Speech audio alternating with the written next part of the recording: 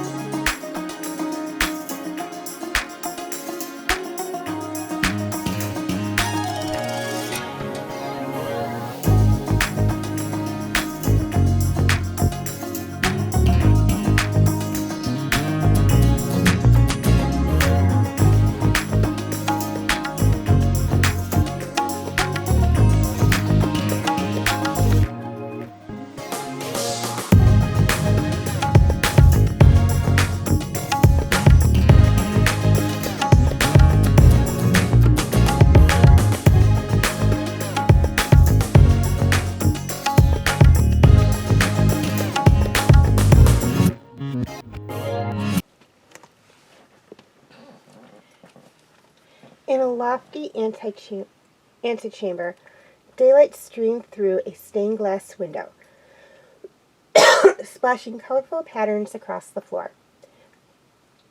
Brigand explored the area, sniffing the corners and the furniture. When the wolf passed through the tinted light, dapple hues glossed his gray-white coat. Conor had lost track of how long they had waited. It frustrated him that even though he was no longer a servant to Devon, he was still stuck inside a castle all the time. He could tell that Brigand didn't love being cooped up either. The door opened and Rollan emerged with Essex on his shoulder. Conor and Brigand looked up expectantly. Apparently, Lenore and Rollan were finally done. "Your turn," Rollan said. "How was it?" Conor asked. Rollan shrugged. She wanted to know about my dreams. If it was a test, I don't think I passed. Have fun. Conor entered the room where Lenore waited in a large padded chair that dwarfed her petite frame. Her green cloak rested on a nearby table. Feathers were braided into her long hair, and several beaded necklaces and bracelets hung from her neck and wrists. Her bare feet rested on a low ottoman, her soles calloused and brown. Beside her chair, a peculiar bird roosted on a tall, portable perch. The bird had a slender neck, a down-curved bill, and vibrant plumage of every shade. Lenore indicated a nearby chair to Conor. He sat down, Brigand on the floor near him. She looked at him with eyes that as unfathomable as the ocean. He wondered if she could read his mind. "How are you, Conor?" The question was posed mildly and seemed sincere. "Me?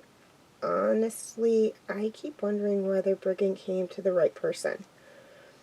Lenore smiled. "No beast would bond with the wrong person, least of all a great beast. Where does this worry come from?" Conor regretted having expressed the concern. Her posture was relaxed, but there was no escaping those watchful eyes. All of this is just so far beyond anything I ever expected. I think I understand. Her voice was gentle and melodious. Don't pressure yourself to evolve overnight. You'll grow into this role. Tell me about your dreams since Brigham arrived. Conor considered the question. Once, in real life, I had to fight off a pack of wolves from the sheep I protected. I had to relive that night in my dreams a lot lately. He glanced over at Brigham, who had his mouth open with his tongue hanging out. It was the closest a wolf could get to smiling. Have any other animals visited your dreams? Lenore asked. I don't know, Conor said. I saw a ram not long ago. The kind with the big curly horns. Lenore leaned forward. Where was it? What was it doing? The circumstances returned to him vividly. It had been a rare sort of dream that felt exactly like real life, even in memory. He had been climbing a high, rugged mountain, the rough stone as cold as ice beneath his paws. Scaling a sheer face, he had reached a point where he could progress no further, nor could he descend the way he had come. As the wind kicked up, he had clung to the mountainside miserably knowing he could continue or retreat, and either way he would fall. His muscles burning, the air too thin to satisfy his lungs, he had held on as tight as he could, knowing that eventually his strength would fail and he would plummet to the base of the cliff. Why had he climbed so high? Since holding still meant certain death, he decided he had to keep going, no matter how scant the handholds. Stretching, he hooked his fingertips over a tiny wrinkle in the rock overhead. As he searched for his next handhold, the sun crested the mountaintop, blinding him. Squinting, grimacing, arms burning, toes slipping, he fumbled for anything to grab with his right hand. Then a shadow had fallen across him, and he peered up at the huge silhouette of a ram staring down at him from higher still up the cliff. The sight of the beast had made him forget his peril. He had stared for a long moment before his hands failed him. He gave an agonizing scream, and then he fell, his stomach lurching to his throat as he hurtled towards the ground. Just as he was about to hit, he woke up, slick with sweat. I was in the mountains, Conor said. I saw it right before I woke up. The sun was in my eyes. The ram was big, but it was hard to see details. Have you ever worked with bighorn sheep? Lenore asked. No, but I've seen pictures of RX. My parents have one. The ram in my dreams was like him. Was it like him? Or was it him? Conor was very cautious. Cautious of her heightened interest. Didn't she even blink? He knew the answer, but felt awkward. He worried it would come across like he was trying to sound important. He glanced away, then back. It was just a dream. But, yeah, I think it was RX. Have you dreamt about any other great beasts? Rumpus, Tellan? Do you know all of them? Conor chuckled uncomfortably. I know there are 15, the 4 fallen, plus the other 11. I'm no expert. I can name some of them. Caribou the lion, Mullup the octopus, RX of course. Shepherds pay extra attention to him. With enough time I could maybe remember all of them. The great beasts have protected Erdas since the time out of mind. We would all do better to be more familiar with them. Besides the 4 obvious ones, and those you named, we have Tellan the elk, Nina the swan, Hawa the eagle, Denish the elephant, Rumpus the boar, Suka the polar bear, Kovo the ape, and Garathon the serpent. Conor noticed Brigand's ears prick up. I haven't dreamed about the others, just the ram. Do you mind me asking why you're so interested? I doubt it was an ordinary dream. Brigand stood up, watching her intently. The wolf seems to agree, Lenore said. Brigand barked, making Conor jump. Dreams can range from the meaningless to the prothics, Lenore said. It usually takes experience to discern one from the other. The dreams Rollan and Meilin shared with me were of little consequence. I hoped for more from Meilin, but she needs to grow closer with Jin first. I suspect your dreams might be weightier, and you haven't disappointed me. Conor shifted in his chair. Why do you suspect me?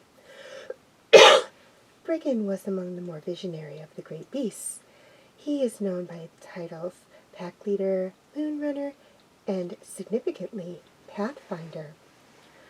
Conor reached out and rubbed the coarse mane on the back of Brigand's neck. Are you really all those things? Brigand turned his head, his tongue lolling out in another wolfish grin. I too have seen RX the ram lately, Lenore said. That is why we gathered in the Sunset Tower in Amaya, the nearest green-cloaked tower to his current domain.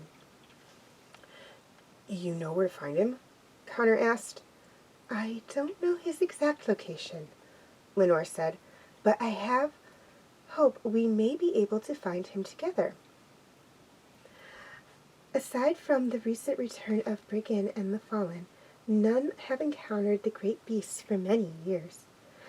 RX is among the most solitary. He prefers mountaintops, exercising his influence over the winds and terrain in the highest places of the world. We can't trust luck or woodcrafting to find him. The wilds of western Amaya are untamed. Unguided, we could search for years and never get close. Lenore paused for a moment, then spoke in a softer voice.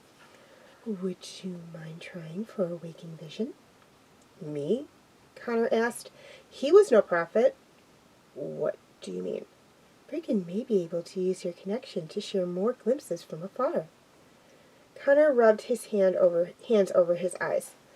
I wouldn't know how to begin. Lenore crossed to Conor and knelt before him. She took both his hands in hers. He tried not to go completely rigid. Unbeknownst to some green cloaks, Lenore explained, spirit animals do not only exist to let us swing a sword harder. There can be aspects to connecting more valuable than running fast or jumping high. If you relax, I believe I can show you. I'll try if you want, Conor said. He certainly couldn't relax with her holding his hands. Perhaps sensing this, Lenore backed away. Don't try to force it, she instructed. Relax and gaze upon Meram, my rainbow ibis. Watch her as you would a campfire on a lonely night. The bird on the perch spread her multicolored wings. She bobbed gently, causing cascades of color to ripple through her vivid feathers. Trying to follow Lenore's instructions, Conor thought about how he watched campfires. He tried not to stare hard at a fixed point. Without searching for anything suspicious, he let the rainbow ibis serve as his center of attention. Lenore was speaking, but Conor got lost in the cadence of her words. Her voice was rhythmic, and melodic, and a melodic pause that steadied but calmed him. Dimly, he noticed Brigand turning in a circle, first one way, then the other. He began to feel very drowsy. He blinked his eyes, but it didn't seem to help. In fact, with every blink, the room became more of a blur. Conor stared down a misty tunnel. Where had that come from? He soared down the hazy passage without any sensation of movement. At its end, he saw a grizzly bear and a raccoon hurrying across a wide brown prairie. With an effort of will, he sped up until he glided alongside them. There was no wind in his face, no physical evidence of his speed. But the shaggy grizzly bear ran hard, as did the raccoon. Both kept their eyes fixed on the horizon. Looking ahead, Conor saw a spectacular mountain range. Atop a distant ridge, a great ram was outlined in the sunlight. As soon as his eyes locked on the ram, Conor found himself pulled from behind. Against his will, he withdrew back into the misty tunnel until the animals became specks in the distance. The tunnel collapsed and dissolved. Conor realized that Lenore, Riggin, and the rainbow ibis were all staring at him. He felt clammy. His mouth tasted weird and oddly fuzzy, like after a long sleep. "What did you see?" Lenore inquired sincerely. "Huh?" He felt unsteady. I saw a raccoon and a big shaggy bear. They were running towards some mountains. I could see Arak beyond them, up high on the rocks. They were heading straight for him." "A bear and a raccoon?" Lenore repeated. "Anything else?" "I didn't notice much else. I was mostly focused on the bear and the raccoon. I had to go through a long tunnel." Lenore gave a triumphant smile. She shook his hand, squeezing it gently. "You did it, Conor. I think you found our path."